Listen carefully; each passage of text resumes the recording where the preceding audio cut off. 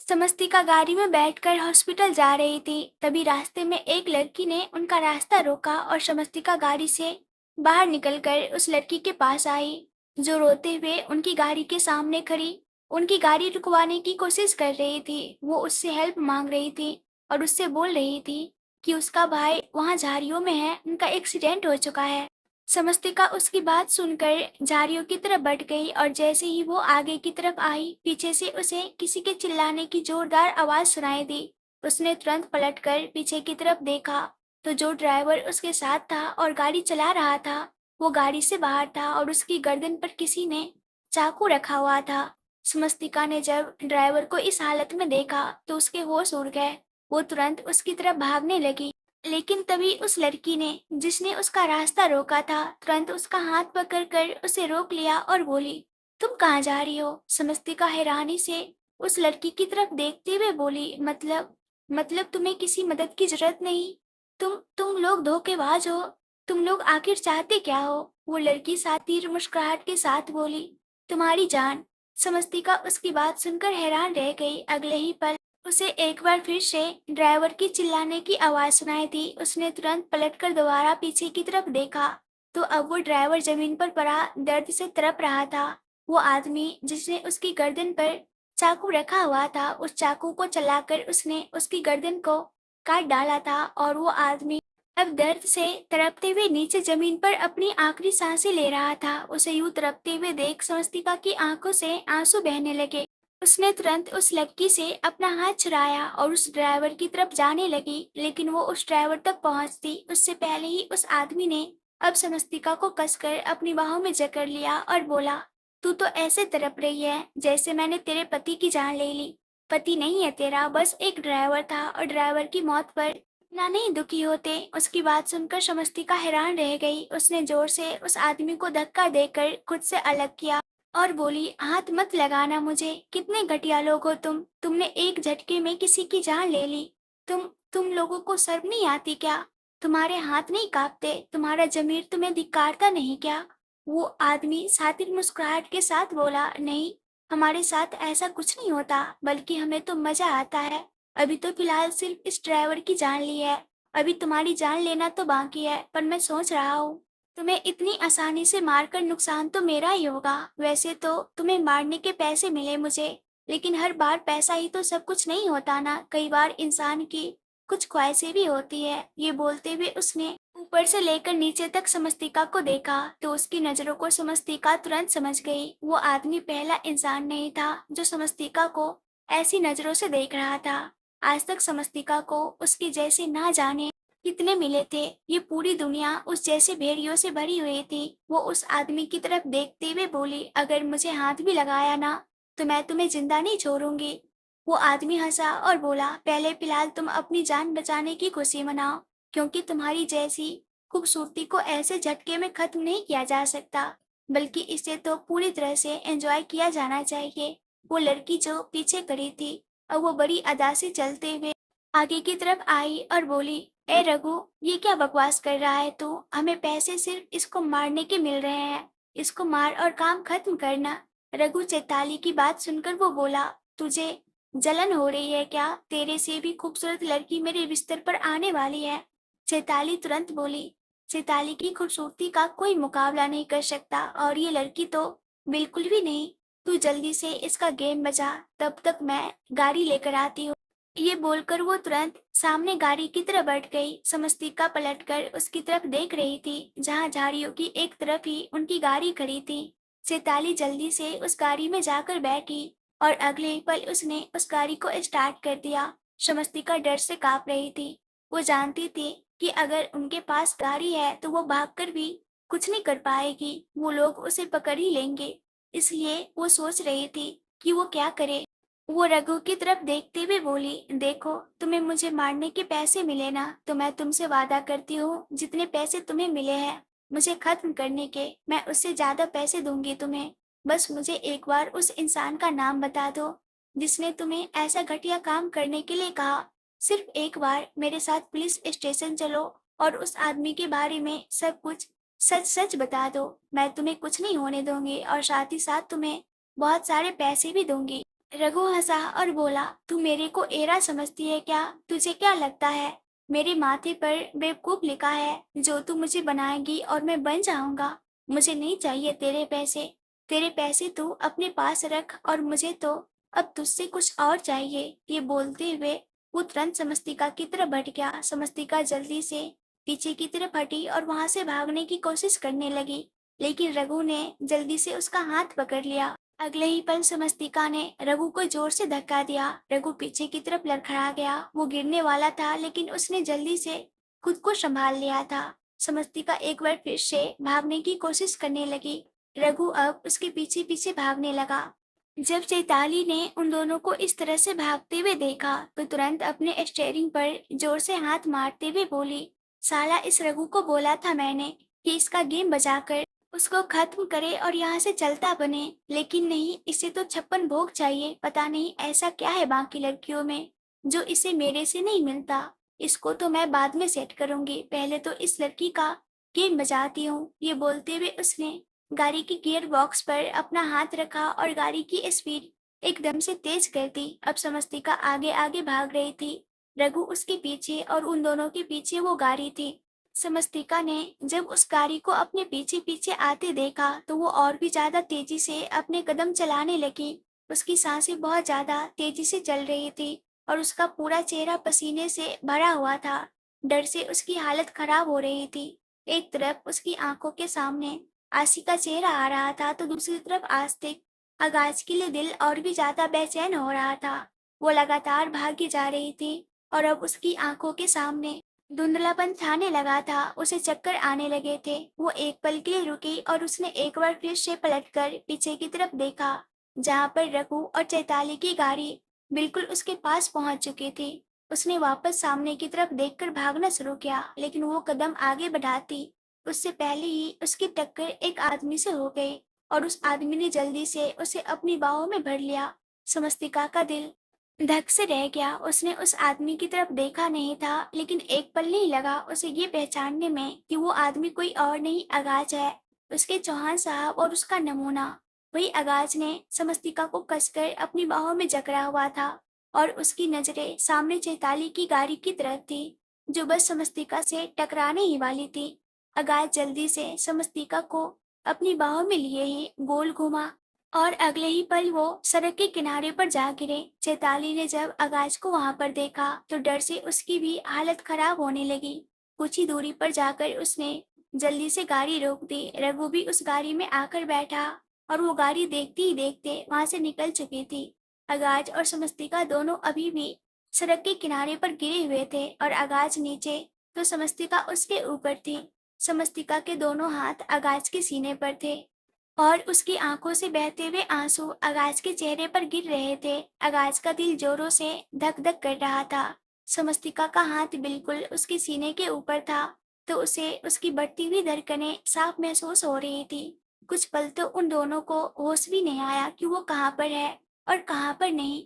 वो दोनों बस एक दूसरे की आंखों में देखते हुए यूं ही खोए रहे, और जब अचानक से उनके पास एक हॉर्न जोर से बजा, तो वो दोनों होश में आए। एक गाड़ी अभी अभी उनके पास से गुजरी थी और जाते जाते उस गाड़ी का ड्राइवर उन दोनों को देखकर बोलकर गया था, अगर रोमांस करना है तो कहीं और जाकर करो ना सालो, तुम्हें कोई और जगह नहीं मिली क्या जो आगे मेरी गाड़ी के सामने मरने के लिए? अगर किसी ने ये बात आगाज को और सिचुएशन में कही होती, तो शायद अब तक तो आगाज उसका मुंह तोड़ चुका होता, लेकिन फिलहाल तो वो समस्तिका को देखने में बेची था। पूरी तरह से वो उसमें खोया हुआ था। और फिर जब उसे होश आया, तो वो तुरंत समस्तिका की तरफ देखते हुए बोला, तुम ठीक तो हो ना परी? उसके सवाल पर समस्तिका एकदम से होश में आई और तुरंत उसके ऊपर से उठने लगी, लेकिन उसकी कमर में जोर से दर्द हुआ। आगाज जल्दी से उसे अपनी बाहों में जकड़ते हुए बोला, ध्यान से परी, क्या कर रही हो? एक मिनट रुको, मैं हेल्प करता हूँ।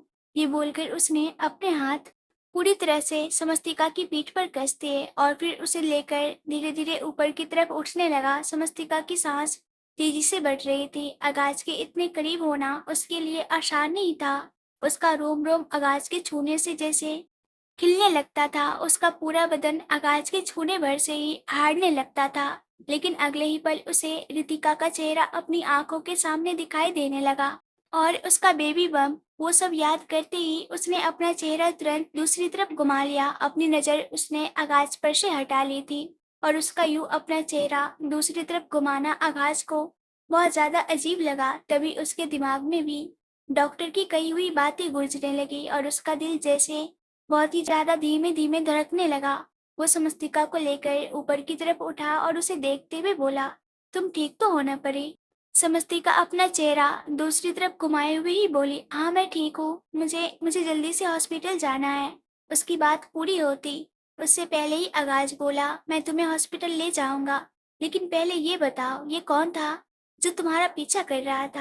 क्या कह रहा था वो तुमसे? समस्तिका व्यंग से मुस्कुराकर बोली, कोई मुझसे क्या ही कहेगा। हर तरफ मुझे सिर्फ एक ही चीज सुनने को मिलती है कि लोग नफरत करते हैं मुझसे और मुझे खत्म करना चाहते हैं। मुझे समझ में नहीं आता कि लोग मेरी जान के दुश्मन क्यों हैं चौहान साहब। ऐसा भी क्या बिगाड़ दिया मैंने किसी का? अगर लोगों को लगता है कि मेरे पास कोई प्रॉपर्टी है तो ले लेना वो प्रॉपर्टी। मुझे नहीं चाहिए कोई प्रॉपर्टी, मुझे सिर्फ मेरे बच्चों के साथ सुकून से जीना है, लेकिन लोग मुझे वो भी जीने नहीं दे रहे हैं। उसकी बात सुनकर आगाज समझ चुका था कि उन लोगों को जो समस्तिका का पीछा कर रहा था उन्हें जरूर किसी ने भेजा था और उसका पहला शक अमांस पर ही जा रहा था। वो तुरंत समस्तिका की तरफ देखते हुए बोला, क्या उन्होंने किसी का नाम लिया?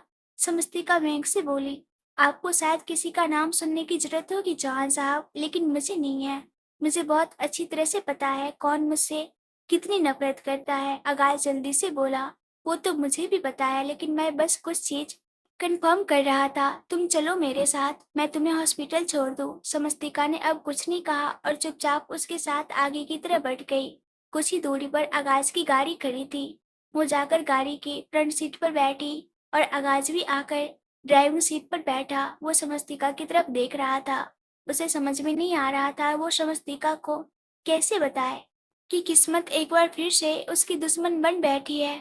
समस्तिका ने अपने माथे पर अपना हाथ रख लिया। उसका सिर जोरों से दर्द हो रहा था और एक बार फिर से उसे चक्कर आने लगे थे।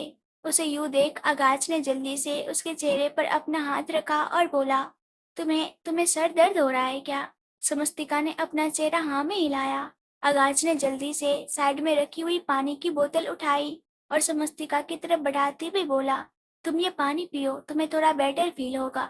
समस्तिका ने वो पानी साइड में किया और बोली, मुझे नहीं चाहिए आपकी कोई हेल्प, बस आप मुझे हॉस्पिटल पहुंचा दीजिए। अगर आप मुझे हॉस्पिटल नहीं पहुंचा सकते तो मैं खुद चली जाऊंगी। ये बोलते हुए उसने गाड़ी की विंडो खोलने की कोशिश की। आगाज ने जल्दी से उसका हाथ पकड़कर उसे रोका और बोला, इतनी जिद क्यों करती हो? पानी ही तो पिला रहा हूं ना, लेकिन वो भी तुम्हें नहीं पीना।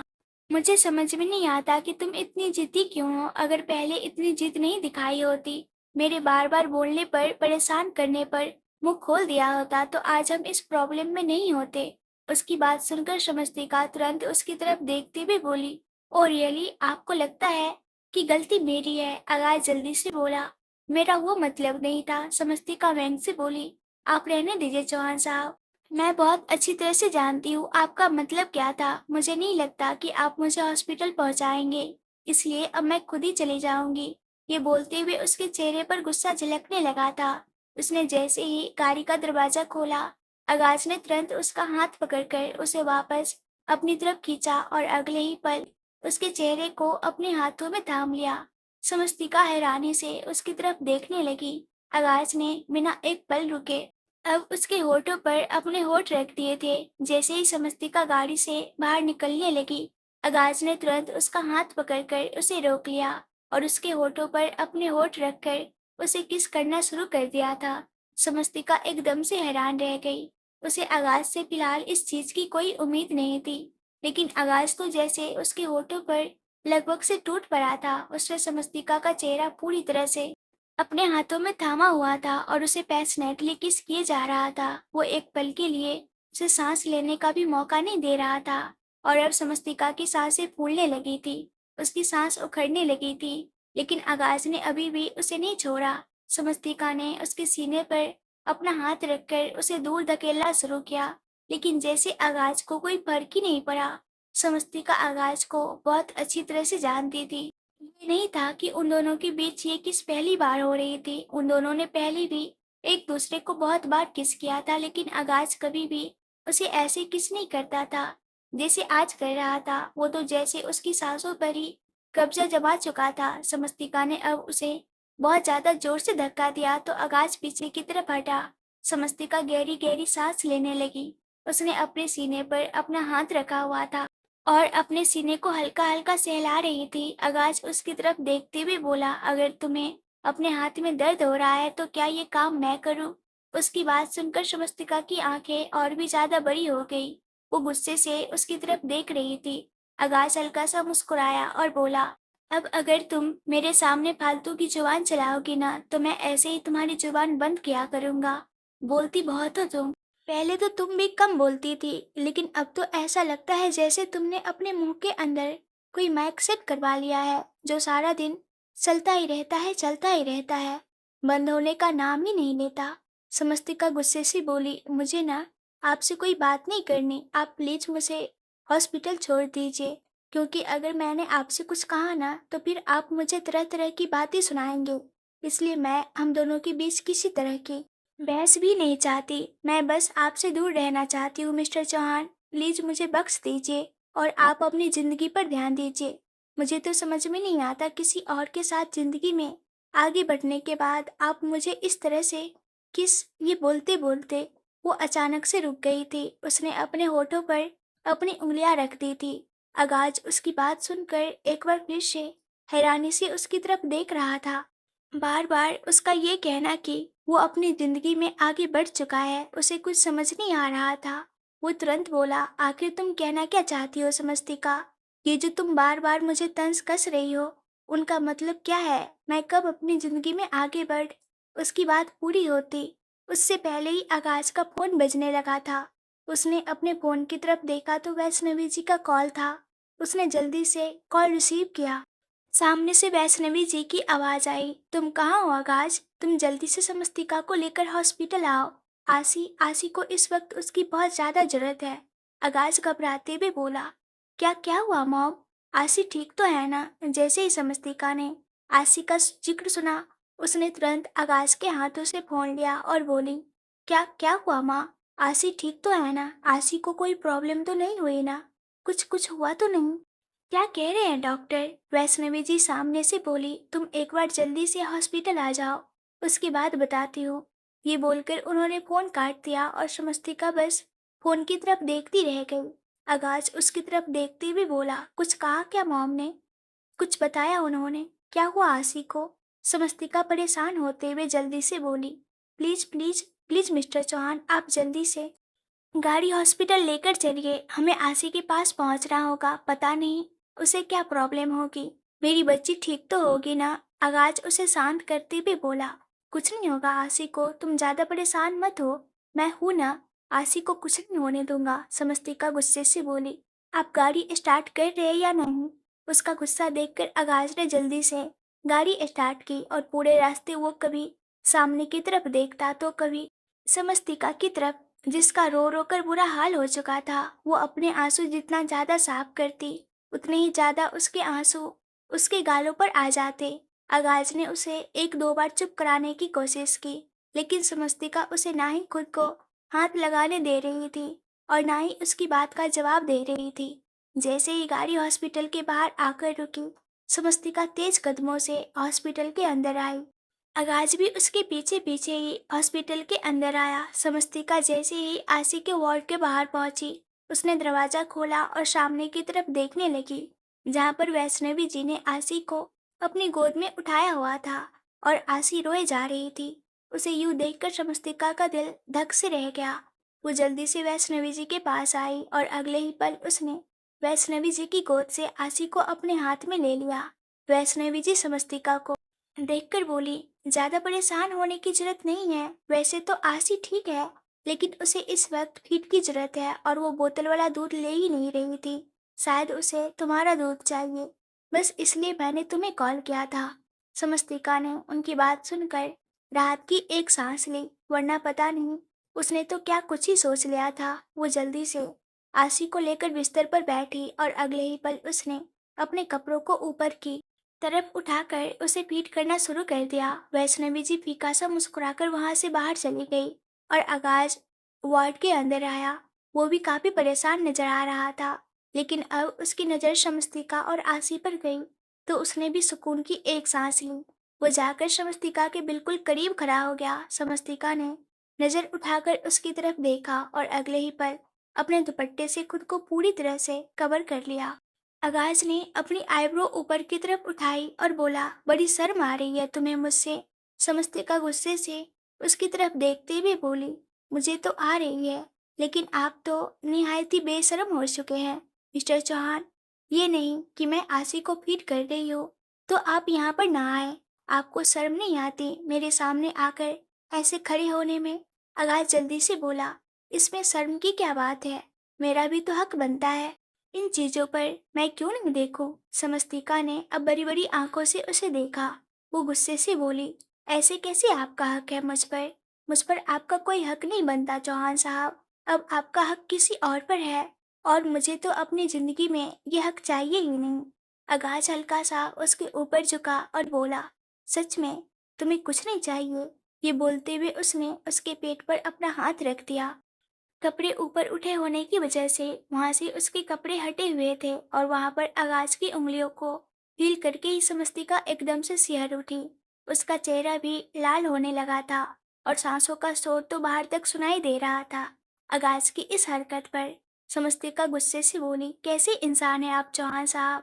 आपको सच में जरा सी भी शर्म नहीं आ रही क्या? आगाज ने तुरंत अपना चेहरा ना में हिलाया और बोला, नहीं बिल्कुल भी नहीं, मैं हद दर्जे का बेशर्म इंसान हूँ। समस्तिका गुस्से से बोली, वो तो समझ में आ रहा है, लेकिन मेरे अंदर शर्म बाकी है। आप चुपचाप यहाँ से चले जाइए चौहान साहब, वरना मैं खुद यहाँ से बाहर उठकर दूसरे वार्ड में चली जाऊंगी। आगाज तुरंत बोला, और मैं उस वार्ड में तुम्हारे पीछे पीछे आ जाऊंगा। समस्तिका चिल्लाकर बोली, आखिर आप मुझसे चाहते क्या है? आगाज मुस्कुराकर बोला, तुम्हारा प्यार। समस्तिका फ्रस्ट्रेट होकर बोली, मुझे आपको देने के लिए कुछ भी नहीं। आगाज मुस्कुराकर बोला, तुम देने की कोशिश तो करो, बहुत कुछ है तुम्हारे पास मुझे देने के लिए, और जो मैं चाहता हूँ वो तो तुम सच में बहुत अच्छे से देती हो। समस्तिका हैरानी से बोली, मतलब क्या है आपका? आगाज मुस्कुराकर बोला, वही जो तुम सोच रही हो। समस्तिका की आंखें एक बार फिर से बड़ी हो गई। आगाज की इस बेशर्मी पर तो वो सच में बहुत ज्यादा हैरान थी। वो गुस्से से बोली, कितने घटिया इंसान है आप मिस्टर चौहान। यहाँ पर मैं आपसे नफरत करती हूँ और आप उन सब चीजों के बारे में सोच रहे हो। आगाज मुस्कुराया और बोला, नफरत में तो और भी ज्यादा मजा आता है। समस्तिका फ्रस्ट्रेट होकर बोली, डिस्गस्टिंग। आगाज मुस्कुराकर बोला, बिल्कुल भी नहीं, मुझे तो बड़े क्यूट लगते हैं वो एक्सप्रेशन जो तुम गुस्से में देती हो। तुम्हारे एक्सप्रेशंस तो मेरी फेवरेट चीज है, इसलिए मैं चाहता हूँ कि तुम मुझे वो क्यूट क्यूट एक्सप्रेशन दो जो तुम गुस्से में देती हो, पूरी जिंदगी देती रहो। उसकी बात सुनकर शमस्तिका का चेहरा एकदम से फीका पड़ गया। उसने कुछ पल यूं ही हैरानी से आगाज को देखा और फिर उस पर से अपनी नजरें हटा ली। समस्तिका के चेहरे के एक्सप्रेशन देखकर आगाज की स्माइल लंबी हो गई। वो उसके चेहरे पर थोड़ा और झुका और बोला, नोटी वाइफी, बड़ा ही नोटी दिमाग है तुम्हारा। समस्तिका को एक कपकपी सी मचने लगी। आगाज की बातों का जो मतलब वो समझ रही थी वो सच में बहुत ज्यादा गलत था और अब उसे अपनी ही सोच पर शर्म आ रही थी, इसलिए वो आगाज से नजर भी नहीं मिला पा रही थी। आगाज समस्तिका की तरफ देखते भी बोला, उसने फीड लेना बंद कर दिया, अब उसे आराम से सुला सकती हो तुम। समस्तिका ने उसकी बात सुनकर झट से आशी की तरफ देखा। सच में उसने हीट लेना बंद कर दिया था और वो आराम से सो चुकी थी, लेकिन आगाज की बातें सुनकर शमस्तिका झेप चुकी थी, इसलिए वो जल्दी से बोली, मैं क्यों सुलाऊं उसे कहीं और? मैं उसे अपनी गोद में ही सुलाऊंगी। अगर आपको इतनी इरिटेशन हो रही है तो चले जाइए यहाँ से। समस्तिका की बात सुनकर आगाज मुस्कुराते हुए उसके करीब बैठकर बोला, मैं क्यों जाऊं? मैं अपनी फैमिली के पास हूँ, अच्छे से एंजॉय कर रहा हो, तो मैं भला उन्हें छोड़कर क्यों जाऊंगा? समस्तिका जल्दी से बोली, ओह रियली, हम आपकी फैमिली है। आकाश ने मुस्कुराकर अपना सर हाँ में हिलाया। समस्तिका तुरंत बोली, तो फिर रितिका क्या है? आपको नहीं लगता कि आपको उसके साथ टाइम स्पेंड करना चाहिए? हमसे ज्यादा उसे आपके टाइम की जरूरत है। उसके सवाल पर आगाज उसे एक्सप्रेशनलेस नजरों से देखता रहा। समस्तिका एक बार फिर से बोली, मैं आखिरी बार कह रही हूँ आपसे चौहान साहब, यहाँ से चले जाइए आप, वरना मुझे मजबूरन दूसरे रूम में जाना पड़ेगा। आकाश तुरंत बोला, मैं यहाँ से कहीं नहीं जाऊंगा। समस्तिका गुस्से से बोली, तो फिर मैं ही चली जाती हूँ। ये बोलकर वो बिस्तर से उठी और अपने कपड़ों को ठीक कर आसी को वहां से ले जाने लगी। आगाज ने उसका हाथ पकड़कर उसे रोका और बोला, तुमने ऐसा क्यों कहा कि मुझे रितिका के साथ टाइम स्पेंड करना चाहिए? उसका सवाल सुनकर शमस्तिका के कदम भी रुक गए थे। उसने पलटकर आकाश की तरफ देखा और बोली, ये कैसा सवाल है चौहान साहब? अगर एक बीवी प्रेग्नेंट है तो उसे अपने पति के साथ ही टाइम स्पेंड करना चाहिए ना। और वही बात मैं आपसे कह रही हूँ, जाइए जाकर अपनी बीवी को संभालिए। आपकी बीवी और आपके होने वाले बेबी को आपकी जरूरत है। ये बोलकर उसने आगाज से अपना हाथ झटकाया और वहां से तुरंत चली गई। वहीं अब जाकर आगाज को समझ आया कि क्यों समस्तिका उससे इतना गुस्सा हो रही है। हालांकि गुस्सा तो वो पहले भी थी, लेकिन अब तो उसका गुस्सा और भी ज्यादा बढ़ चुका था। वो खुद से ही बोला, मतलब समस्तिका को लगता है कि मैंने रितिका से शादी कर ली है और रितिका मेरे बच्चे के साथ प्रेग्नेंट है। ओ गॉड, इस लड़की का दिमाग सच में या तो बहुत ज्यादा चलता है और या बिल्कुल ही नहीं चलता। इसने सोच भी कैसे लिया कि मैं रितिका से शादी। ये बोलते हुए उसने अपने माथे पर अपना हाथ रख लिया था, लेकिन तभी उसे समझ आया कि समस्तिका ने ये सब कुछ कैसे सोचा, क्योंकि जब समस्तिका यहाँ से गई थी तब सिचुएशन ही इस तरह से बनी हुई थी कि रितिका और आगाज के बारे में ये सारे ख्याल उसके दिमाग में आना कोई बड़ी बात नहीं थी। उसने एक गहरी सांस ली और अपनी जगह से उठा। वो समस्तिका के पास जाने वाला था उसकी गलतफहमी दूर करने के लिए, लेकिन फिर वो रुका और कुछ सोचते हुए बोला, अगर ये गलतफहमी उसने जानबूझकर तुम्हारे दिमाग में डाली है तो फिर इसे निकालना तो कुछ इंटरेस्टिंग तरीके से पड़ेगा, ताकि सामने वाले को भी समझ में आए कि उसकी हरकतें किसी काम की नहीं है। सस्ते एक्टर कहीं के। ये बोलते हुए उसके चेहरे पर व्यंग साफ नजर आ रहा था और वो समस्तिका के वार्ड की तरफ ना जाकर डॉक्टर के कैबिन में आया ताकि उनसे पूछ सके कि वो आशी को कब घर ले जा सकता है और साथ ही साथ समस्तिका का ट्रीटमेंट भी कब शुरू होगा और कैसे। वही समस्तिका दूसरे वार्ड में थी, लेकिन उसकी नज़रें अब दरवाजे पर टिकी हुई थी। उसे कहीं न कहीं ऐसा लग रहा था कि आगाज उसके पीछे पीछे वहां पर आएगा और कुछ कहेगा। काश वो ये कह दे कि उसका रितिका के साथ कोई रिश्ता नहीं है, लेकिन वो जानती थी कि ये भी पॉसिबल नहीं है। और अब आगाज जब काफ़ी देर तक वहां पर नहीं आया तो उसकी सारी बची कुची उम्मीदें भी टूट गईं। उसकी आंखों में नमी तैरने लगी थी। लेकिन तभी अचानक से उसकी नज़र बिस्तर पर लेटी हुई आसी पर गई, जो हल्का हल्का मुस्कुरा रही थी और अपने हाथ चलाने की कोशिश कर रही थी। समस्तिका उसकी हरकतें देखकर मुस्कुराई और बोली, मुझे नहीं जीना किसी और के लिए, मुझे सिर्फ और सिर्फ मेरे बच्चों के लिए जीना है। किसी का किसी से क्या रिश्ता है और कौन अपनी ज़िंदगी में क्या कर रहा है, इससे अब मुझे कोई फर्क नहीं पड़ता। मैं जिस काम के लिए यहाँ पर आई थी वो अब काम हो चुका है। मुझे लगता है अब मुझे यहाँ से चले जाना चाहिए। ये बोलते हुए उसके चेहरे पर काफ़ी गहरे एक्सप्रेशन थे। आगाज इस वक्त डॉक्टर से बात कर रहा था। वो समस्तिका के ट्रीटमेंट के बारे में जानने की कोशिश कर रहा था कि समस्तिका का ट्रीटमेंट कैसे और कब कहाँ शुरू होगा। तभी डॉक्टर ने उसे बताया कि वैसे तो इंडिया में ये ट्रीटमेंट पॉसिबल है, लेकिन अगर वो दुबई जाकर समस्तिका का ट्रीटमेंट करवाता है तो और भी ज़्यादा बेहतर होगा। हाँ, कुछ वक्त उन्हें दुबई में रहना होगा, लेकिन वहाँ पर उनके ट्रीटमेंट में कोई कमी नहीं आएगी और समस्तिका पूरी तरह से ठीक हो जाएगी। क्योंकि अभी इनिशियल स्टेज थी तो ज़्यादा घबराने की जरूरत नहीं थी। अगर समस्तिका स्ट्रेंथ रखे और खुद को पूरी तरह से रेडी करके ट्रीटमेंट करवाए तो उसका ट्रीटमेंट बहुत अच्छा होगा और उसकी तबीयत में भी जल्दी सुधार आ जाएगा। आगाज चुपचाप उनकी बातें सुन रहा था।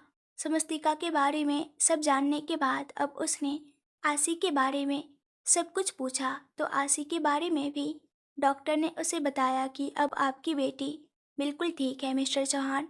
उसकी सर्जरी हो चुकी है और वो अच्छे से रिकवर भी कर रही है। कुछ ही दिनों में वो पूरी तरह से ठीक हो जाएगी। अगर आप लोग चाहे तो आशी को यहाँ से घर लेकर जा सकते हैं, लेकिन अगर वो एक दो दिन और हॉस्पिटल में रहे तो ज़्यादा बेहतर होगा। आगाज मुस्कुराया और बोला, thank you so much doctor. आपने जिस तरह से आसी और समस्तिका दोनों के बारे में, आई रियली अप्रिसिएट इट। उसकी बात सुनकर डॉक्टर मुस्कुराए और आगाज अपने जगह से उठा। तभी डॉक्टर उसे रोकते हुए बोले, आप अपनी बेटी और अपनी बीबी से बहुत प्यार करते हैं ना मिस्टर चौहान। आगाज जो दरवाजे की तरफ बढ़ने लगा था, वो पलटकर डॉक्टर की तरफ देखते हुए बोला, बहुत ज़्यादा। उसकी बात सुनकर अब डॉक्टर की मुस्कुराहट और भी ज़्यादा लंबी हो गई।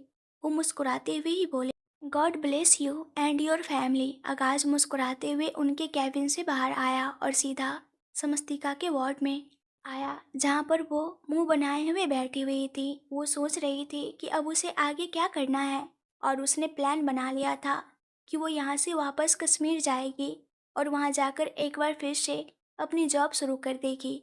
अब आसी की तबीयत तो वैसे भी बिल्कुल ठीक थी, ऐसे में उसे कोई प्रॉब्लम नहीं होने वाली थी।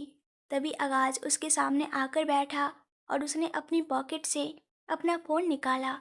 समस्तिका ने उसे देखकर नाक सिकोड़ ली और फिर अपना चेहरा दूसरी तरफ घुमा लिया। वो एक बार फिर से आसी की तरफ देखने लगी थी।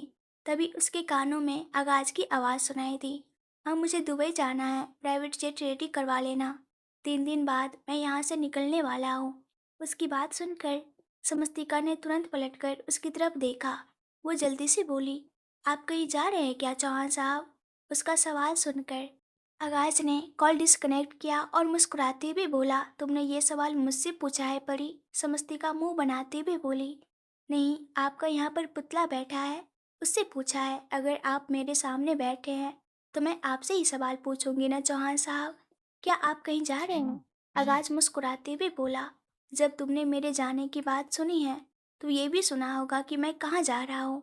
पर कोई बात नहीं, अगर तुमने अच्छे से नहीं सुना तो मैं तुम्हें दोबारा बता देता हूँ, मैं दुबई जा रहा हूँ। समस्तिका हैरानी से बोली, लेकिन ऐसे कैसे? मेरा मतलब है, अगर आपको जाना है तो आप जा सकते हैं। वो बस मैं यूं ही पूछ रही थी और कुछ नहीं। उसकी बात सुनकर आगाज के चेहरे पर मुस्कुराहट तैर गई। समस्तिका ने उस पर से अपनी नजरें हटा ली थी और उसे तकलीफ होने लगी थी।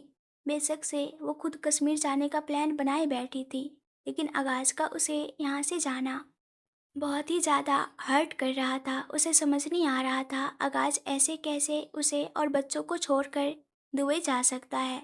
इतने वक्त बाद वो वापस लौटे हैं, और अगर देखा जाए तो इस वक्त समस्तिका और आसी को अगर सबसे ज़्यादा किसी की ज़रूरत है तो वो आगाज की है। ऐसे में वो उन्हें छोड़कर दुबई जा रहा है। इस बात ने उसे सच में आगाज से बहुत ज़्यादा खफा कर दिया था। वो अपनी जगह से उठी और बाहर की तरफ जाने लगी।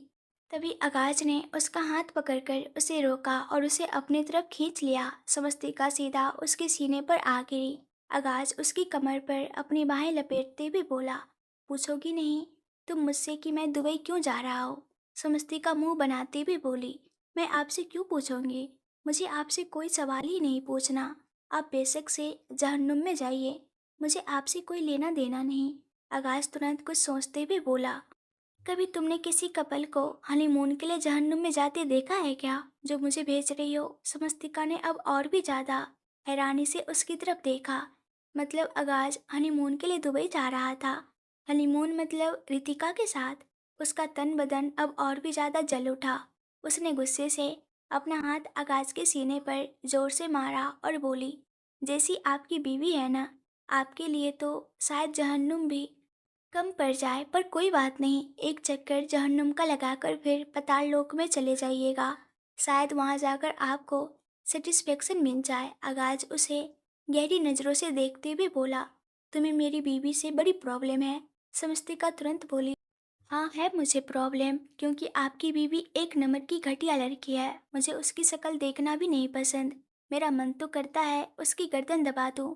उसकी वजह से ये सब कुछ हुआ। आप जानती नहीं हो उसे, लेकिन मैं बहुत अच्छी तरह से जानती हूँ। खैर, मैं आपसे ये सब बोल क्यों रही हूँ, ये जानती हुए भी कि आपको तो कोई फर्क ही नहीं पड़ता। अगर आपको फर्क पड़ता तो आप कभी उसके साथ अपनी ज़िंदगी में आगे बढ़ते ही नहीं चौहान साहब।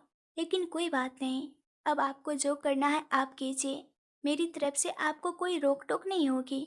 और छोड़िए मुझे, हनीमून आप अपनी बीवी के साथ जा रहे हैं तो यहाँ पर मुझे क्यों पकड़ रहे हैं? जाइए, आप अपनी बीवी के पास जाइए, उसे यूं कमर से पकड़िए और उसके साथ रोमांस कीजिए। आगाज मुस्कुराते हुए बोला, तुम्हें पता है, तुम एक नंबर की गद्दी हो। समस्तिका ने हैरानी से उसकी तरफ देखा और अगले ही पल गुस्से से बोली, क्या गद्दी मैं हूँ? गद्दी मैं नहीं मिस्टर चौहान, गद्दे तो आप हैं। आप गधे नहीं हैं, आप उनसे भी गए गुजरे हैं। आपको समझ में नहीं आता कि वो आपको बेवकूफ़ बना रही है और आप बेवकूफ़ बन रहे हैं। वो कोई प्यार नहीं करती आपसे और आप। ये बोलते बोलते वो एकदम से रुक गई थी। आगाज उसकी तरफ देखकर बोला, तुम्हें पता है, मैं सिर्फ और सिर्फ अपनी बीवी से प्यार करता हूँ। समस्तिका की आंखों में नमी तैर गई। समस्तिका तुरंत बोली, वही तो तकलीफ है कि आप अपनी बीवी से प्यार करते हैं।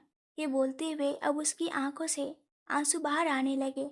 आगाज ऊपर की तरफ उठा और उसे सामने की तरफ लेकर गया जहाँ पर एक बड़ा सा मिरर लगा था। उसने समस्तिका के पेट पर अपने हाथ रखे हुए थे और खुद समस्तिका के पीछे खड़ा था। समस्तिका का दिल इस वक्त जोरों से धक धक कर रहा था। आगाज उसे आईने में देखते हुए बोला, मैं सच में अपनी बीवी से बहुत प्यार करता हूँ। ये बोलते हुए उसकी आवाज़ भी बहुत गहरी हो चुकी थी और उसकी नज़रें भी समस्तिका पर बहुत ज़्यादा इंटेंस थी। उसकी नज़र खुद पर महसूस करते हुए समस्तिका भी तकलीफ भरी आवाज़ में बोली, इसी बात की तो तकलीफ है मिस्टर चौहान कि आप अपनी बीवी से उसकी बात पूरी होती उससे पहले ही आगाज ने अब उसके होठों पर अपनी उंगली रख दी और एक बार फिर से बोला, मैं अपनी बीवी से बहुत प्यार करता हूँ, हद से ज़्यादा, अपनी जान से ज़्यादा। और अपनी बीवी के अलावा मैं कभी किसी के करीब नहीं जा सकता, कभी किसी को प्यार भरी नज़रों से नहीं देख सकता। मेरे दिल में मेरी बीवी के अलावा किसी के लिए फीलिंग्स नहीं आ सकती। समस्तिका अब रोते हुए बोली, जानती हूँ चौहान साहब, तभी तो आपकी बीवी आपके बच्चे के साथ प्रेग्नेंट है ना? आगाज मुस्कुराया और बोला, नहीं, उसने तो मेरे बच्चे को जन्म दे दिया है और अब मेरा बेबी 3 मंथ का हो भी चुका है। वो एक नन्ही सी एंजल है जिसका नाम आसी है। उसकी बात सुनते ही समस्तिका की सांस गहरी होने लगी थी। वो एकटक आगाज की तरफ देखती रही। आगाज ने एक बार फिर से उसके कंधों को अपने दोनों हाथों से थाम लिया और उसकी गर्दन पर हल्के से अपने होठ रखकर बोली, मेरी बीवी ने मुझे दुनिया की सबसे बड़ी खुशी दी है। परी, तुम जानती हो उसने मुझे क्या दिया है? ये बोलकर उसने अपनी नजरें वापस आईने की तरफ उठाई। समस्तिका ने आईने में से ही उसे देखते हुए अपना सर ना में हिलाया। आगाज मुस्कुराया और बोला, एक बेटा जो तकरीबन 5 साल का है, उसका नाम आस्तिक है। समस्तिका और आगाज से बना आस्तिक। उसकी बात सुनकर समस्तिका की आंखों में एक बार फिर से नमी तैरने लगी। आगाज ने एक बार फिर से उसकी गर्दन को हल्के से चूम लिया और बोला, एक दूसरा तोहफा उसने मुझे पता है क्या दिया है? समस्तिका ने एक बार फिर से सवालिया एक्सप्रेशन के साथ उसे देखा तो आगाज मुस्कुराते हुए बोला, उसने मुझे दी है मेरी नन्ही सी एंजल आसी। आगाज और समस्तिका से बनी आसी। आगाज की बातों ने समस्तिका का दिल जोर से धड़काना शुरू कर दिया था। वो तुरंत आगाज की तरफ पलट गई। आगाज ने उसके गाल पर अपना हाथ रखा और उसके होठों को अपने अंगूठे से सहलाते हुए बोला, घर चलना चाहोगी क्या? समस्तिका तुरंत बोली, मैं क्यों जाऊँ, आप जाइए। आपका अपनी बीवी के बिना उदास हो रहा होगा ना, तो आप उससे मिलने जाइए। मैं आपके साथ जाकर क्या करूँगी? आगाज मुस्कुराया और बोला, तुम्हें तो मैं अपने साथ लेकर ही चलूँगा। इतना मस्त शो तुम कैसे मिस कर सकती हो? ये बोलकर उसने अगले ही पल समस्तिका को अपनी गोद में उठा लिया। तो समस्तिका हैरानी से उसकी तरफ देखने लगी। आगाज उसे लेकर बाहर की तरफ आया। बाहर ही वैष्णवी जी बैठी थी, क्योंकि अंदर वो दोनों अपने में लगे हुए थे, तो वो भी उन दोनों को डिस्टर्ब नहीं करना चाहती थी। अब उन दोनों को वो हैरानी से देख रही थी। वही समस्तिका का चेहरा शर्म से लाल हो चुका था। आगाज वैष्णवी जी की तरफ देखते हुए बोला, मैं अपनी बीवी को लेकर घर जा रहा हूँ, एक अर्जेंट काम है। आप मेरे बच्चे को संभाल लीजिएगा। आई मीन अपने पोता पोती को संभाल लीजिएगा। उसकी बात सुनकर वैष्णवी जी बस उसकी तरफ देखती रह गई। आगाज समस्तिका को लेकर बाहर की तरफ चल चुका था। समस्तिका गुस्से से उसके सीने पर अपना हाथ मारते हुए बोली, खबरदार, अगर आप मुझे कहीं लेकर गए मिस्टर चौहान, मुझे छोड़िए। आगाज तुरंत बोला, मैं तो तुम्हें 7 जन्म ना छोड़ूं, तुम अभी छोड़ने की बात कर रही हो। समस्तिका दांत पीसते भी बोली, मैंने कहा ना मुझे आपके साथ कहीं नहीं जाना। तो आप मेरे साथ जबरदस्ती नहीं कर सकते हैं चौहान साहब। आगाज मुस्कुराते हुए बोला, तुम प्यार से करने दो तो मैं जबरदस्ती क्यों करूँगा। समस्तिका एक बार फिर से मुंह बनाते हुए आगाज की तरफ देखने लगी थी। एक तो उसकी ये डबल मीनिंग बातें अलग से शुरू हो चुकी थी, जिन्हें सुनकर समस्तिका का दिल एकदम झनझना सा जाता था। वो आगाज की तरफ देखती रही और आगाज उसे लेकर गाड़ी में बैठ चुका था। उसने समस्तिका को पैसेंजर सीट पर बिठाया और खुद ड्राइविंग सीट पर आकर बैठ गया। समस्तिका बाहर निकलने वाली थी, लेकिन आगाज ड्राइविंग सीट पर बैठा हुआ उसके ऊपर झुका और बोला, सीट बेल्ट लगा लो, सेफ्टी रहती है। ये बोलते हुए उसकी नजरें समस्तिका के होठों पर थी और अगले ही पल उसने अपने होठ समस्तिका की गर्दन पर रख दिए। समस्तिका एकदम से चौंक गई। उसे समझ नहीं आ रहा था कि आज आगाज को हुआ क्या है। उसने हैरानी से आगाज की तरफ देखते हुए कहा, आप एक नंबर की हिचोड़ी हरकतें कर रहे हैं चौहान साहब। अगर आपकी बीवी को पता चला तो वो आपकी टांगे तोड़ देगी। आकाश तुरंत बोला, टांगे ही तोड़ेगी ना, कुछ और तो नहीं तोड़ेगी। समस्तिका ने तुरंत अपना चेहरा घुमा लिया।